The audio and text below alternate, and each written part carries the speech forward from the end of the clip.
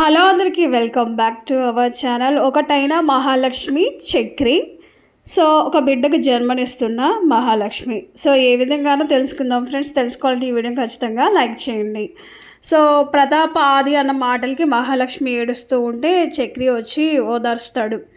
ఇలా ఏడుస్తూ కూర్చుంటే ఎలా అండి, బయటికి వెళ్దాం రండి, ఎప్పుడు చూసినా ఏడుస్తూనే ఉంటారు, చాలా హ్యాపీనెస్ కోల్పోయినట్టుగా అనిపిస్తారు, మీ మనసు కూడా కాస్త ప్రశాంతంగా ఉంటుంది కదా అని చక్రి అంటాడు. దీంతో ఇంకా మహాలక్ష్మి ఏం చేస్తుందంటే, సరే వెళ్దాం పదండి, ఇలానే వచ్చేస్తారా, రెడీ అయ్యి ఉంటాడు చక్రి, మీరు రెడీ అయ్యి ఉండండి అనేసి మహా చెప్తాడు. మహా రెడీ అయ్యి బయటికి రాగానే చక్రి చూసి ఫ్లాట్ అయిపోతాడు. ఇక బైక్ మీద మహాని తీసుకొని అలా సిటీలో తిప్పుతూ ఉంటాడు Chakri. Tank bund, necklace road, Charminar, ఇలా మన సిటీలో ఉన్న అన్ని ప్లేసెస్ అన్నీ కూడా తీసుకువెళ్తాడు. చివరికి ట్యాంక్ బండ్ దగ్గర కూర్చొని ఇద్దరు మాట్లాడుకుంటూ ఉంటారు. ఇప్పుడు మనసు హాయిగా ఉందా అని చక్రి అడిగితే, కాస్త ప్రశాంతంగా అనిపిస్తుంది అని మహా అంటుంది. చూసారా ఇలా బయటికి రావటం ఎంత మంచిదైందో. ఎప్పుడు ఇంట్లోనే ఉంటే మనకేమీ తోచదండి. ఎప్పుడైనా బయటకు వచ్చి చల్లగాలి పీల్చితేనే మనం ఆరోగ్యంగా ఉంటాము, మన మనసు కూడా ప్రశాంతంగా ఉంటుంది. అయినా మీరు ఎప్పుడంటే అప్పుడు తీసుకురావడానికి నేను ఉన్నా కదండి అంటూ చక్రి అంటాడు. సరిగ్గా అప్పుడే ఒక కానిస్టేబుల్ కూడా వచ్చి, ఎవరు మీరు, ఏంటి అని అడిగితే, దీంతో మహా తాళి చూపిస్తుంది బయటికి తీసుకొని. ఓహో భార్య భర్తలా, సరే టైంలో ఇక్కడ ఉంటే అంత మంచిది కాదు, వెళ్ళండి అనేసి కానిస్టేబుల్ అయితే చెప్తాడు. ఇక వాళ్ళిద్దరూ చక్కగా ప్రశాంతంగా ఇక ఇంటికి వచ్చేస్తారు. ఇక ఉదయం కాగానే మహాలక్ష్మి ఎప్పటిలాగానే స్నానం చేసి చక్కగా వంటగదిలో వంట చేస్తూ ఉంటాడు పెద్ది. ఇక్కడ మహాలక్ష్మి మార్నింగ్లో చక్కగా స్నానం చేస్తుంది. ఇక అందరూ మంచిగా మొద్దు నిద్రపోతారు వీళ్ళ ముగ్గురు. ఇది చూసి మహాకి చాలా కోపం వస్తుంది. దీంతో వాటర్ తీసుకొని చక్రి, కేశవ, కన్నా ముఖాలపై చల్లేలోపు ఇక పెద్ది వచ్చి ఆపుతాడు.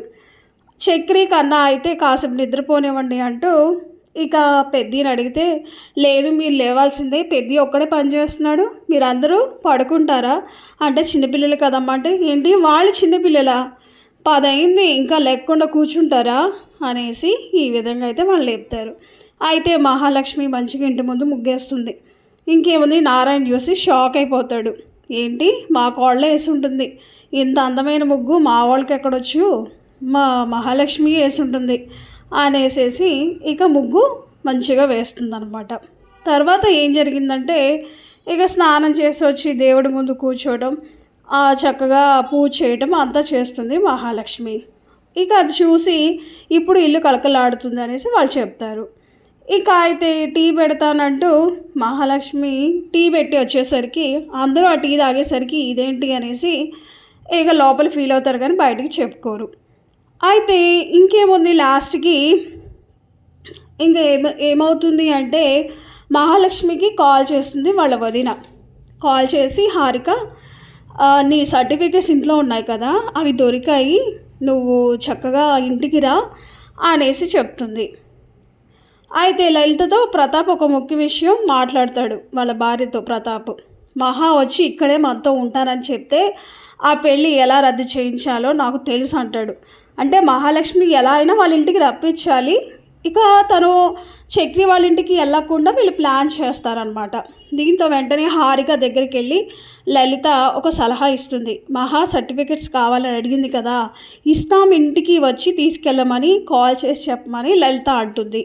దీంతో మహాకి ఇక ఫోన్ చేసి, ఒకసారి యాదగిరిగుట్టకి వస్తావా మహాని హారిక అంటే, నీ సర్టిఫికేట్స్ తీసుకెళ్దు కానీ అంటుంది హారిక. సరే వస్తా వదినా అని మహా అయితే అంటుంది. మరి ఇక మహాలక్ష్మిని అయితే వీళ్ళు సర్టిఫికెట్స్ పట్టుకొని ఇక మహాలక్ష్మిని అయితే రావాలని ట్రై చేస్తారు. మరి ఇప్పుడు సర్టిఫికెట్స్ ఇంపార్టెంట్ కదా మహాలక్ష్మికి. ఏం చేస్తుందంటే మహాలక్ష్మి, సరే వదిన నీ మాట ప్రకారం నేను యాదగిరిగుట్ట వస్తాను అనేసి చెప్తుంది. ఇంటికే వస్తే ఎలా అయినా సరే వాళ్ళ మమ్మీ డాడీ ఎలా అయినా ఓకే చేయరు కాబట్టి, సో నేను యాదగిరిగుట్ట అని చెప్పాను, నువ్వు అక్కడికి వచ్చేసాయని హారిక అనగానే, ఓకే వదిన నేను యాదగిరిగుట్టే వస్తాను, చక్కగా టెంపుల్ చూసినట్టు ఉంటుంది, నిన్ను చూసినట్టు ఉంటుంది, చక్కగా గుళ్ళోనే నా సర్టిఫికేట్స్ వస్తే నాకు హ్యాపీ కదా అనేసి ఇక ఈ విధంగా మహాలక్ష్మిని బయటికి రప్పించి చేయాలని చూస్తారు.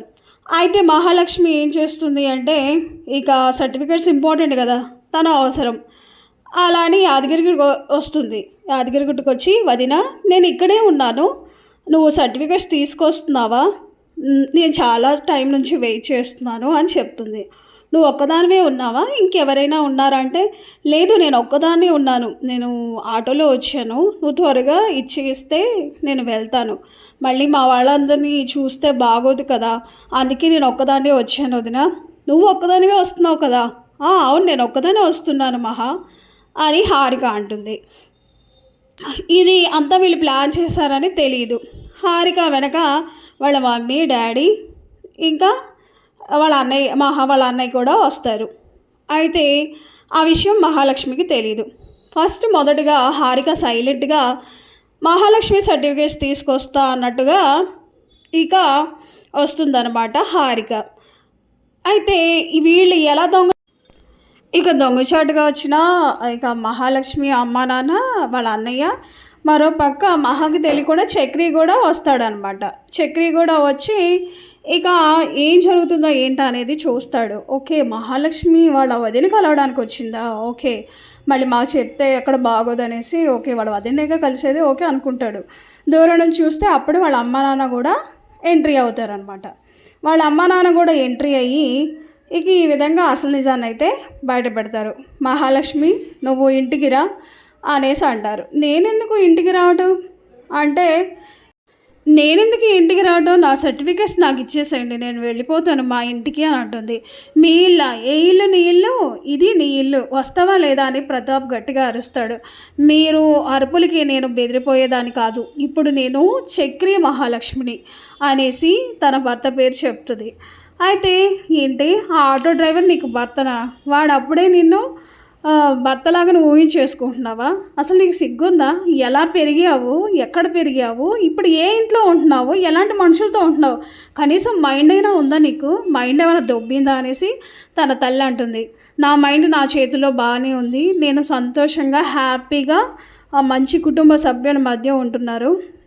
నువ్వు మాత్రం మాట్లాడకమ్మా" అనేసి ఈ విధంగా మహాలక్ష్మి అంటుంది. హారిక కూడా, "నీ ఇష్టం మహాలక్ష్మి, నీ ఇష్టం, నీకు నచ్చింది చెయ్యి" అనేసి హారిక అంటుంది. "నా సర్టిఫికేట్స్ కోసం నేను వచ్చాను వదిన. నువ్వు సర్టిఫికేట్స్ తీసుకొస్తావు అనుకున్నాను. కానీ ఈ విధంగా వీళ్ళందరినీ వెంటేసుకొని వస్తావని నేను అనుకోలేదు" అని మహాలక్ష్మి అంటే, "లేదు నువ్వు ఇంటికి వస్తావా లేదా" అని ప్రతాప్ గట్టిగా చేయి లాగి మహాని కారులో ఎక్కించిపోతుంటే అప్పుడే చక్రి అక్కడికి వస్తాడు. వచ్చి, "ఏంటి ఏం చేస్తున్నారంటే" "నా కూతురు నా ఇష్టం, నువ్వెవడు అనడానికంటే మహా భర్తని, అంటే నాకే హక్కు ఉంటుంది మహాలక్ష్మి. మహాలక్ష్మి ఇష్టం ఉంటే తీసుకెళ్ళండి, ఇష్టం లేకుండా తీసుకెళ్తే మాత్రం బాగుండదనేసి చక్రి గట్టిగా వాదిస్తాడు. మహాలక్ష్మి, "నాకు ఇష్టం లేదు, నాకు మా అమ్మ నాన్నతో వెళ్తే నాకు అస్సలు ఇష్టం లేదు చక్రి, నాకు నీతో ఉంటేనే ఇష్టం" అని చెప్తుంది. అప్పుడు ప్రతాప్ అలా మహాలక్ష్మి చేతిని ఒక్కసారిగా వదిలేస్తాడు. "మహాలక్ష్మి నువ్వు నాకు అన్న కూతురు అనుకున్నాను, కానీ ఇప్పటి నుంచి నా కూతురు చచ్చిపోయింది అనుకుంటున్నాను. నీకోసం ఎంతో బాధపడుతున్నావు. ఒక తల్లిదండ్రులుగా నిన్ను ఇంత పెంచి పెద్ద చేసి ఒక స్థాయికి తీసుకొస్తే ఇప్పుడు ఆ సర్టిఫికేట్స్ కావాలంటున్నావు, ఈ చక్రిగాడే కావాలంటున్నావు. తల్లిదండ్రుల్ని వదిలేస్తారా? ఇలా రెక్కలు వచ్చిన తర్వాత తల్లిదండ్రుల్ని వదిలేస్తారా? మీ ఇష్టానుసారంగా మీకు నచ్చిన వ్యక్తితో వెళ్ళిపోతారా? మా పరువేమవుతుంది, మా ప్రాణాలు ఏమవుతాయని మీరు ఆలోచించరా? ఎంత తరక్కుపోతుంది మీ తల్లి. మేము మనుషుల్లాగా ఉన్నా మా మనసులో మీరే ఉంటారు. మీరు ఎక్కడో ఉన్నా మేము ప్రశాంతంగా ఉండలేం.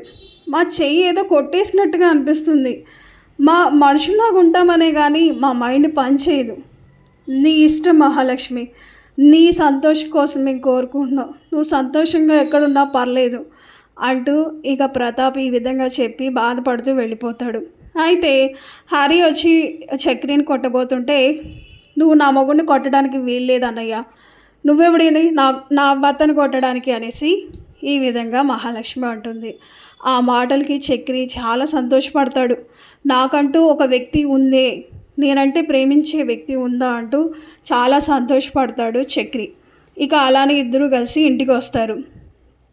అయితే సర్టిఫికేట్స్ హారిక తెలియకుండా వీళ్ళకి తెలియకుండా సర్టిఫికేట్స్ అయితే మహాలక్ష్మి చేతిలో పెడుతుంది.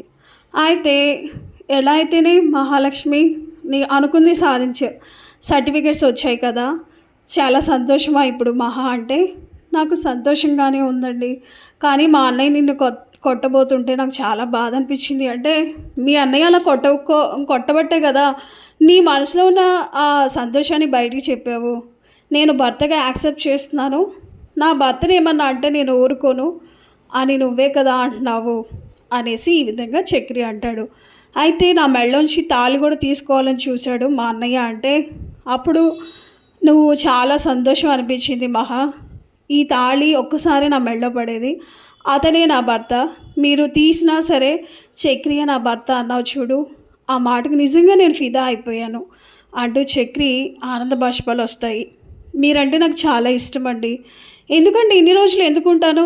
లేదు అంటే ఏదైనా హాస్టల్లో ఉండేదాన్ని, లేదంటే ఏదో ఒక రూమ్ తీసుకొని ఉండేదాన్ని కదా. ఇలా ఎలా ఇన్ని రోజులు మీతో ఉంటాను, మీ కుటుంబ సభ్యులతో ఉంటాను. నేను ఎక్కడో పుట్టిన అంత బ్రహ్మాండంగా పుట్టిన అమ్మాయిని ఇప్పుడు ఈ విధంగా ఉంటున్నానంటే కేవలం మీ మీద ఉన్న ప్రేమే, మీ మీద ఉన్న ఇష్టం వల్లే. ఇప్పుడు నా తల్లిదండ్రులు కూడా వదిలేసి మీ దగ్గరికి వచ్చాను అంటే మీ మీద ఉన్న ప్రేమే కదండి అనేసి చక్రికి ఇవన్నీ చెప్పి మహా ఇలా చెప్పుకుంటూ ఇద్దరూ ఒకటైపోతారు. సో ఇంకేముంది, సీన్ కట్ చేస్తే మహాలక్ష్మి ప్రెగ్నెంట్ అవుతుంది.